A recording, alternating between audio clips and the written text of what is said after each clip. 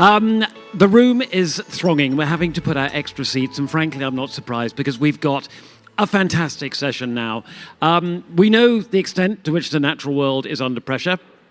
Talking of the natural world and pressure, it doesn't get much closer to it than the people I'm going to bring on stage in a minute. So I'm going to welcome them now. I'm going to welcome Dr. Len Nessifer, Tommy Caldwell, Alex Honnold. These guys have completed some of the most extraordinary feats of daring in the natural world. But what they're going to do here is tell us what it's told them about the pressures it's facing and what we need to do about it. So can I welcome to the stage Dr. Len Nessifer, Alex Honnold, and Tommy Caldwell. Give them a big round of applause. Thank you.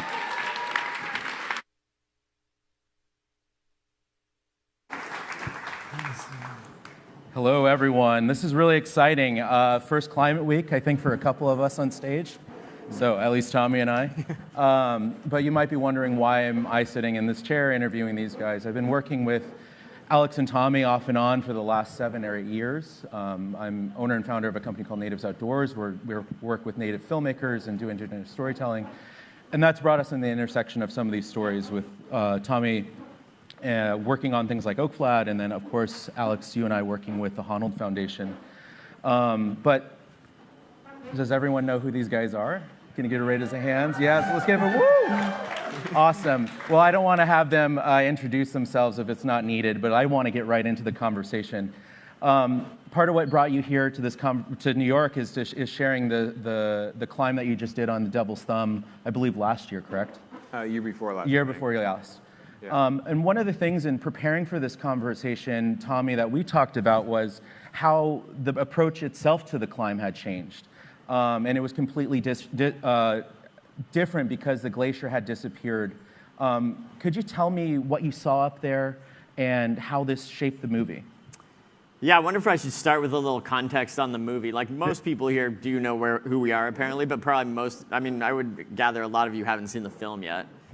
So anyways, this was a trip that Alex and I did where we biked from my house in Colorado all the way to the southern tip of Alaska, and then we sailed the Inside Passage, and then our climbing objective was we climbed the whole way, but our eventual climbing objective was to climb this very remote mountain called the Devil's Thumb, which is kind of in the middle of southeastern Alaska. It's like, by the numbers, one of the more dangerous mountains in the world, like the number of people that have died on it versus the number of people that have climbed it. But we had some friends that had climbed it a handful of years ago, and we knew that climate change had changed this mountain. Like historically, if you read the reports of the mountaineers climbing it 30 or 40 years ago, it was covered in snow and ice and really deadly, but it's melted out to this kind of dry plug of rock in some ways. But not many people have been there over the past many years. So we wanted to go take a look at it and try and climb it. And it turns out, yeah, it was like really melted out. This mountain that we thought might be really serious and take several days, we ended up climbing in like a single day because it was just way drier than we thought. But the approach to the mountain was very, very different than it has been. Historically, people walked for days up this glacier, and that glacier has turned into this giant iceberg-filled, like slushy lake with cliffs on either side. You really can't go that way anymore, so we had to hellaciously bushwhack up a adjacent valley for 3 days, I guess, which was probably the crux of the hardest part of the whole trip, was just getting to the mountain through the jungle. Yeah. And so climate change really had changed the experience a bunch, I would say. Alex, how was that climb up the valley? What do you remember from that trip? No, it was insane. It was the deepest. It's temperate rainforest, temperate rainforest. So it's like the thickest forest on Earth. It's the Tongass National Forest. And actually, it's interesting because Tommy had originally envisioned this whole film idea to sort of highlight the Tongass and like this amazing forest, this natural resource in Alaska. The film wound up not really focusing on that at all. It wound up being kind of a buddy film. I mean, since we're here kind of talking about storytelling and climate and all that, it's like, you know, Tommy had envisioned this trip as sort of a carbon-free way to bike from his house to Alaska, climb this incredible thing, highlight the forest. And so we both read a bunch of books about forestry and things along the way, and about, you know, forest ecosystems and this incredible landscape. And but then the film that wound up getting released was like a buddy film about two guys having an adventure, which, you know, makes for better television, I suppose. But you're sort of like, oh, it's a bit of a missed opportunity in that, you know, it did show the natural beauty a little bit, but it definitely didn't get into the nuance of what we're talking about. That once we got there, everything about it was totally different than it had been even 10 or 15 years ago. I mean, the pace and scale of change is really quite sobering, especially on high glaciated peaks like that. And so, anyway, I mean, that's my take on storytelling and climate. It's like, and we're done. Yeah, I mean, it made me think a lot about, I mean, a big theme of today really is like how we tell stories to the audiences. And like, I work for Patagonia, the clothing company, and Patagonia, frankly, makes a lot of pretty depressing environmental films. You know, like they tell impactful, very important stories, but they don't get huge viewership because people just don't like to be that sad, right? And so when the producers of this film had to call me and basically like break the news that they were just turning it into a buddy film, not the environmental film, which I had originally pitched to it was like, it was hard for me for a minute. You know, I was like, oh man, I really wanted to tell this environmental story. But then when we premiered it, it was really interesting because I actually came here to New York and we premiered it in Central Park. And there was like, 4,000 people that showed up and watched the premiere of the film. And then later on that week, I helped premiere the launch of this film about the old growth rule in DC, and like 300 people showed up. And I was like, wow, having the Nat Geo platform and the buddy film and adventure hook made it so millions of people saw it instead of maybe thousands of people that see these environmental films. So it kind of changed my strategy a little bit. I'm like, I think the way to really reach people is like suck them in through, bromance and, adventure and all these things, and then like sprinkle in the environmental story and almost trick them into caring. Actually, in an interview for Alex's podcast, Climbing Gold, his co-host introduced me to this idea of hiding the vegetables. We got to hide the vegetables for people to get them to care, and I think it's a valid strategy. Maybe a missed opportunity in some ways, but who knows? I don't know what the net better way is. Well, I think it depends on how many vegetables you wind up sneaking in. Yeah, totally. That's the Yeah. One of the things that's unique about mountaineering is that unlike many other sports, I don't want to call it a sport, but this work takes us out into these really remote places, right? Often places that have to rely on you all's first-person account or the filmers. And in some ways, those first-hand accounts are important because these are parts of the world, of course, that are changing really rapidly. And in thinking about going to these really remote parts of the world and seeing these immense transformations that are happening because of climate, how does that influence how you then talk about that to the broader world? What are you bringing? What are you thinking about when you're in these places and then telling people like here about what's happening in our broader world, in our natural world? What? I don't know, man. I think you just have to tell people about it. I mean, that's the thing. That's what's so crazy. Is I think it's easy to live in a city and be like, oh, climate, occasionally you see wildfire smoke, maybe, like you might notice storms every once in a while, but it's not that pressing. But you go to some of these big mountains and you see, even in the span of a decade, I had trips to Patagonia in consecutive years, and in the space of one consecutive year, a glacier had retreated so much that you now approached up a different side of the valley because it was now this giant lake instead of a glacier. So you used to hike up the south side of the glacier and then cross, and now there was this giant lake blocking it, so you went the whole other way instead. And you're kind of like, that's year over year, and it's sobering because the landscapes are so vast and seemingly, permanent feeling. It's like these enormous granite spires with giant glaciers, and you're like, this has been here since time immemorial. Like, this is insane. Like, the landscape's incredible, and yet year over year is changing so quickly that it totally changes how you climb the things. I mean, that same season in Patagonia, we hiked in to do this ice route using kind of a marginal weather window. We're like, oh, let's take advantage of this scrappy day to go climb this ice route up a thing. We got up to the base, and the ice route had fallen down, had melted and disappeared. We were sort of like, this ice route will literally never reform because it requires consistent consecutive snowfall, like year over year, to like sort of build the ice, this alpine ice runnel thing. And so we're like, once it falls down, it's literally never coming back. Like, that's gone, for thousands of years anyway. But so. Yeah, I mean, I think one thing I've realized is when you live in places and you spend all your time in places that are hugely affected already by obviously affected by human industrialization and population, like New York City, it's actually a little bit harder to notice the effects of climate change. But when you spend so much of your time in places that are kind of void of people and those very obvious signs, you can see them better. And so that's what we do. I mean, we spend our time out in these places that are vast wilderness, but we really are noticing changes, and bringing those stories back, I guess is pretty important. And, I think it's almost easy for us to take for granted the fact that everybody kind of sees this in their everyday lives like we do, but I don't think that's actually true.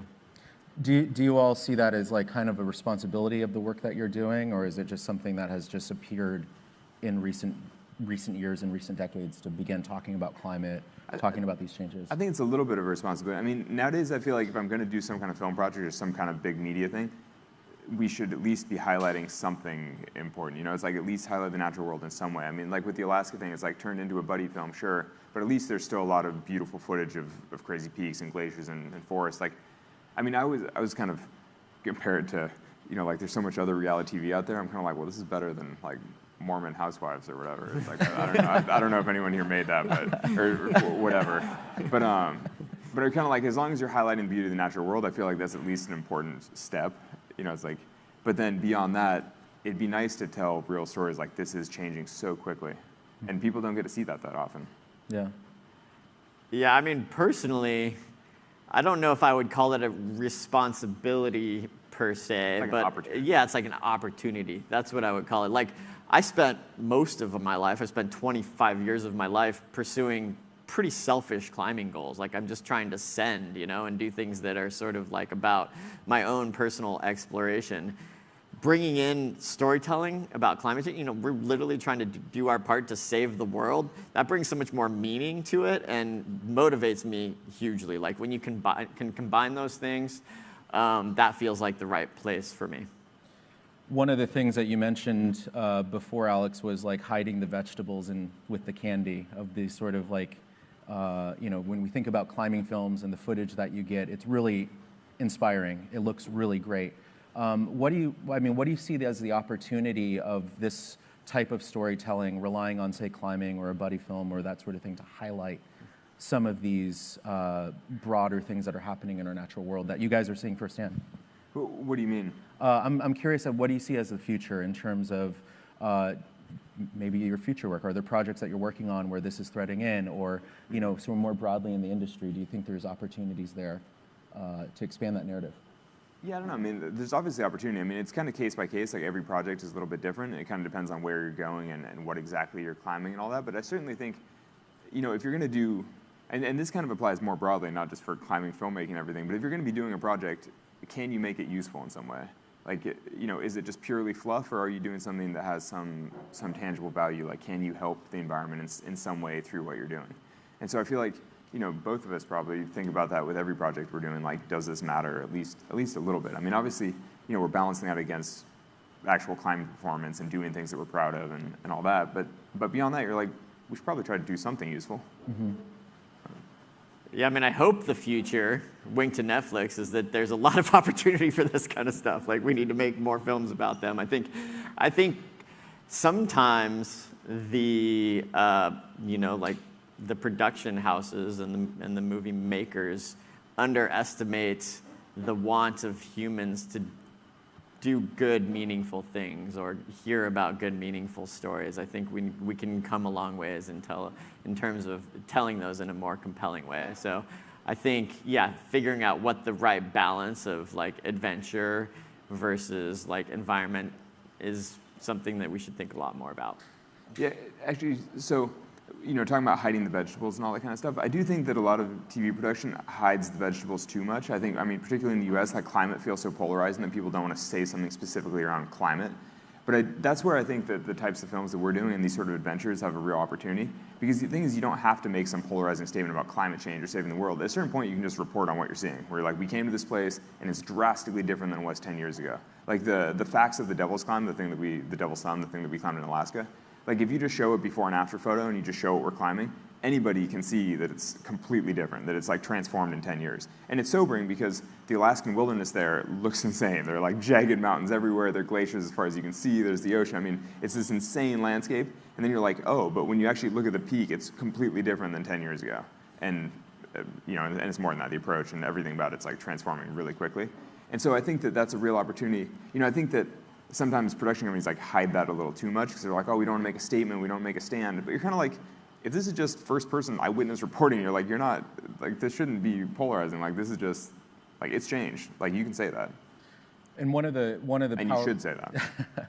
Agreed. One of the things that I think, you know, in terms of timing of these sorts of films and stories is that these stories can shape policy and shape public perception.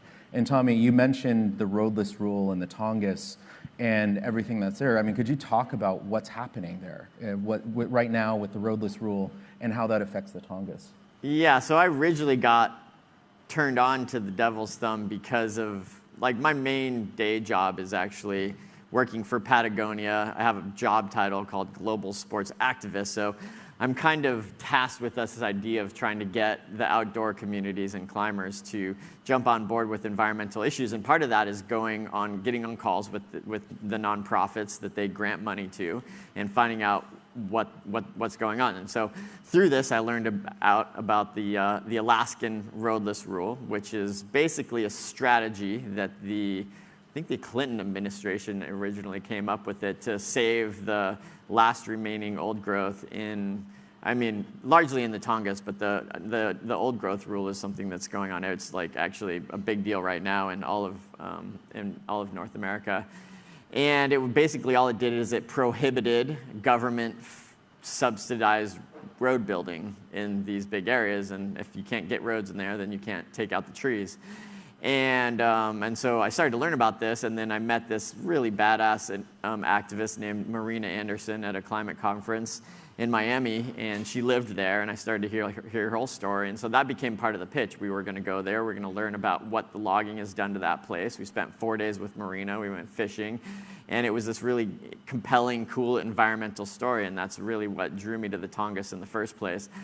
The idea to climb the Devil's Thumb was sort of like the way to bring it into my world, right? Like, we needed to climb a big mountain. I realized the Devil's Thumb was in the middle of Tongass National Forest, but ultimately what we were trying to do is raise enough awareness to get people to speak out about this piece of legislation, because the Trump administration was trying to roll back the roadless rule, or the first Trump administration had rolled it back. We were trying to get the Biden administration convinced to put it back in place, which was successful. We did that. Of course, now the Trump administration is rolling it back again.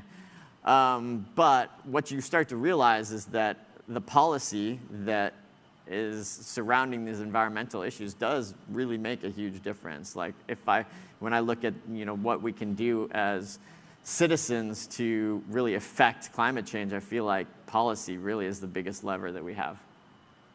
Yeah. One of the things that, in terms of my own work that I contend with is that some filming and going out into these places, remote Alaska, it can be incredibly carbon intensive, and especially if you're dragging around a long film crew and that sort of things. And one of the questions I have now is how do you reconcile that footprint of doing these things versus maybe this larger message that you're trying to drive home, maybe for both of you? I mean, for me, I kind of come back to the fact that people are making television one way or another, and the footprint for these types of productions isn't necessarily any bigger than say Mormon Housewives, or I'll just keep teaming up on the same show. I don't know what you guys all make, but let's just say like trashy reality TV. Kind of like shows like that still have a tremendous footprint. They still have this giant crew that's flying different places and doing different things. I'm kind of like, for the Devil's Con, it is a production. Like, there are planes and helicopters involved. There's stuff happening, but ultimately it's 10 or 12 people camping for 3 weeks in the wilderness.